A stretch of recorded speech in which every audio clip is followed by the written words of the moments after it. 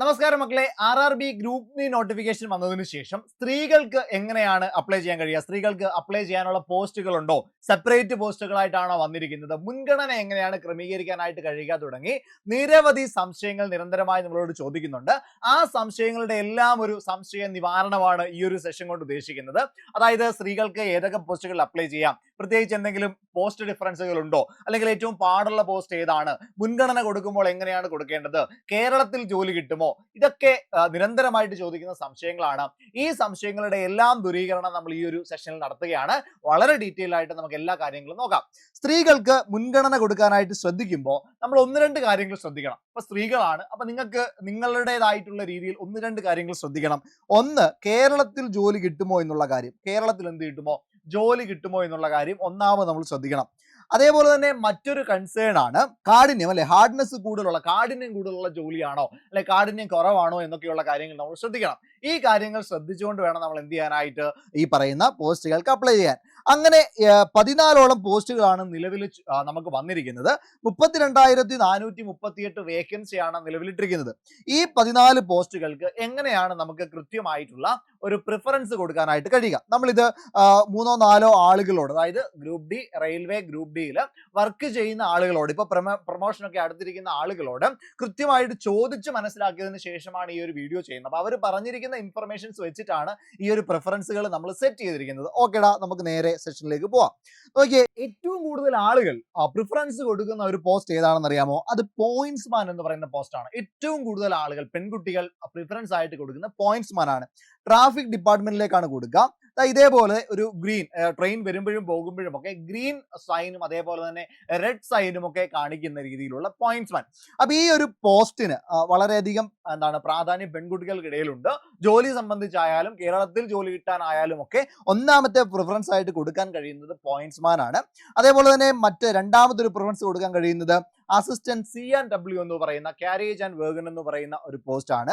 Mechanical ഡിപ്പാർട്ട്മെന്റിലേക്കാണ് ആ ഒരു post വരിക.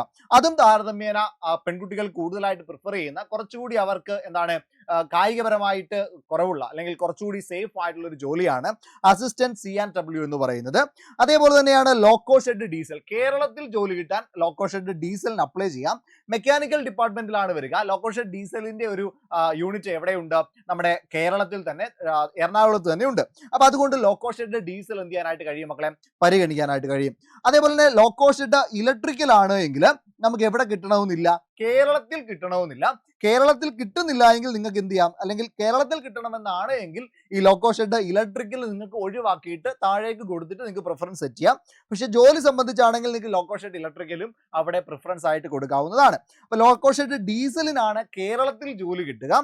എന്നാൽ ലോക്കോ ഷെഡ് ഇലക്ട്രിക്കൽ ആണെങ്കിൽ തമിഴ്നാട്ടിലോ മറ്റോ ആയിരിക്കും നിങ്ങൾക്ക് എന്ത് കിട്ടുക, ജോലി കിട്ടുക എന്നുള്ള കാര്യം അറിഞ്ഞിരിക്കണം. അതേപോലെ തന്നെ assistant train light and air conditioner electrical ഡിപ്പാർട്ട്മെന്റിലേക്കാണ്. ഈ ഒരു പോസ്റ്റിലേക്ക് നിങ്ങൾക്ക് എന്ത് ചെയ്യാനായിട്ട് കഴിയും?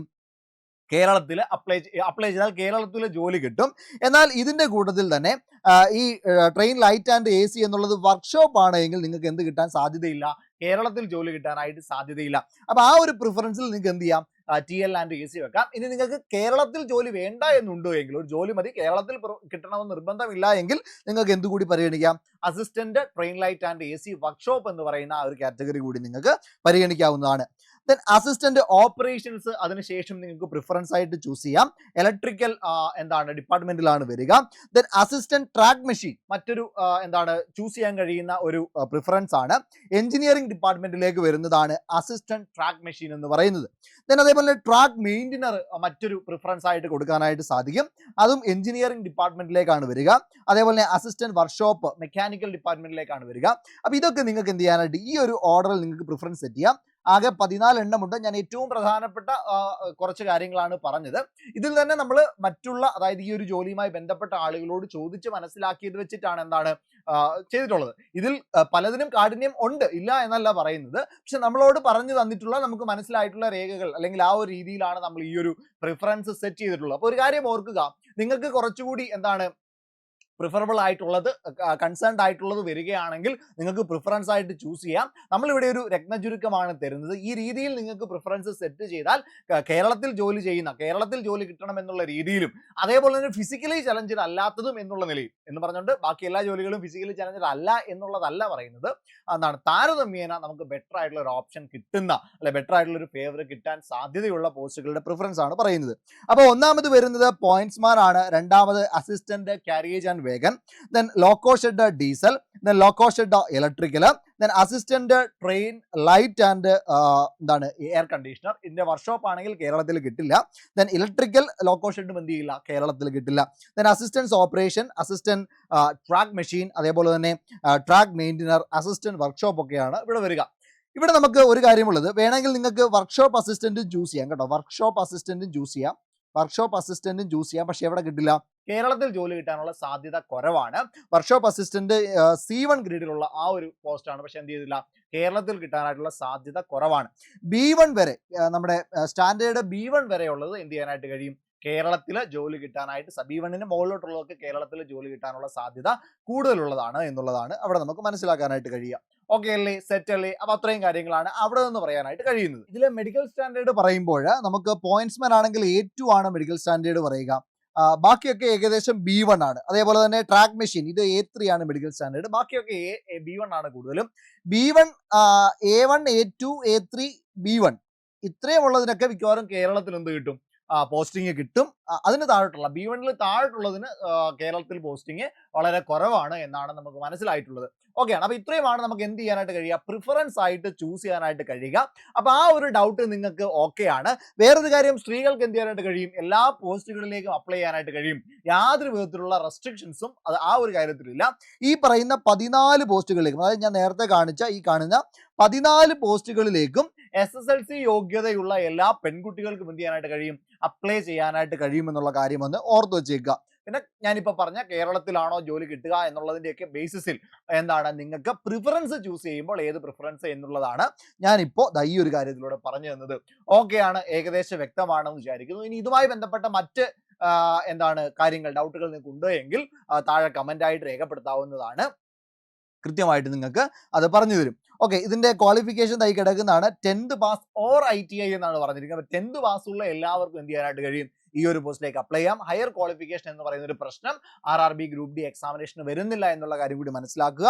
അപ്പൊ ഇനിയും നന്നായി പഠിക്കാനുള്ള സമയമാണ്. അതിനുവേണ്ടി RRB ഗ്രൂപ്പ് ഡി ലെവൽ 1 പോസ്റ്റുകളിലേക്കുള്ള ഒരു ബാച്ച് സൂപ്പർ നോട്ട്സ് 25-ാം തീയതി ആരംഭിക്കുകയാണ്. അപ്പൊ ഇനി വളരെ കുറച്ച് സമയം കൂടി ഉള്ളൂ. ഓർക്കുക, ഇന്ന് കൂടി നിങ്ങൾക്ക് 2999 രൂപ എന്ന് പറയുന്ന ഇൻട്രൊഡക്ടറി ഓഫറിൽ എന്ത് ചെയ്യാനായിട്ട് കഴിയും, ജോയിൻ ചെയ്യാനായിട്ട് കഴിയും. നാളെ മുതൽ 3350 രൂപയ്ക്കാണ് എന്ത് ചെയ്യാനായിട്ട് കഴിയുക, ജോയിൻ ചെയ്യാനായിട്ട് കഴിയുക. ഇപ്പോൾ തന്നെ എന്ത് ചെയ്യുക, നിങ്ങൾ ഈ ഒരു നമ്പറിലേക്ക് 8281223366 എന്ന് പറയുന്ന ഈ ഒരു നമ്പറിലേക്ക് വിളിക്കുക. നിങ്ങൾക്ക് എന്താണ് എല്ലാ കാര്യങ്ങളും അവർ പറഞ്ഞു തരും. 200+ അവേഴ്സിന്റെ ഡീറ്റെയിൽഡ് ആയിട്ടുള്ള റെക്കോർഡഡ് ലൈവ് സെഷനുകൾ കിട്ടും. ഡീറ്റെയിൽഡ് സ്റ്റഡി പ്ലാൻ ഉണ്ടാകും. ഡെയിലി പ്രാക്ടീസ് ടെസ്റ്റുകൾ, അതായത് ഓരോ ടോപ്പിക്ക് തീരുമ്പോൾ ടോപ്പിക് ടെസ്റ്റുകൾ നിങ്ങൾക്ക് കിട്ടും. അതേപോലെ തന്നെ ലൈവ് ക്വസ്റ്റ്യൻ പ്രാക്ടീസ് സെഷനുകൾ നിങ്ങൾക്ക് ഉണ്ടാകും. ദെൻ മോക്ക് ടെസ്റ്റുകൾ, PYQകളൊക്കെ ഉണ്ടാകും. ദെൻ PDF സ്റ്റഡി മെറ്റീരിയലുകൾ, നിങ്ങൾക്ക് പഠിച്ച് പ്രിന്റ് എടുത്ത് പഠിക്കാനായിട്ടുള്ള PDF സ്റ്റഡി മെറ്റീരിയലുകൾ ഉണ്ട്. കൃത്യമായിട്ട് മെന്റർ സപ്പോർട്ട് ഉണ്ടാകും.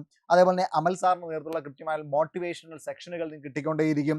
ദെൻ കറണ്ട് അഫയേഴ്സ്, മറ്റെല്ലാ കാര്യങ്ങളും കൃത്യമായിട്ട് നിങ്ങളെ കൈപിടിച്ച് ജോലിയിലേക്ക് എത്തിക്കുന്നതിന് വേണ്ടിയിട്ടുള്ള എല്ലാ കാര്യങ്ങളും സൂപ്പർ നോട്ട്സിന്റെ ഭാഗത്ത് നിങ്ങൾക്ക് ഉണ്ടാകും. അപ്പൊ 8281223366 എന്ന് പറയുന്ന നമ്പറിലേക്ക് ബന്ധപ്പെടുക. അതേപോലെ തന്നെ ഈ ഒരു ചാനൽ സൂപ്പർ നോട്ട്സ് എന്ന് പറയുന്ന ഈ ഒരു ചാനൽ കൂടി സബ്സ്ക്രൈബ് ചെയ്യുക.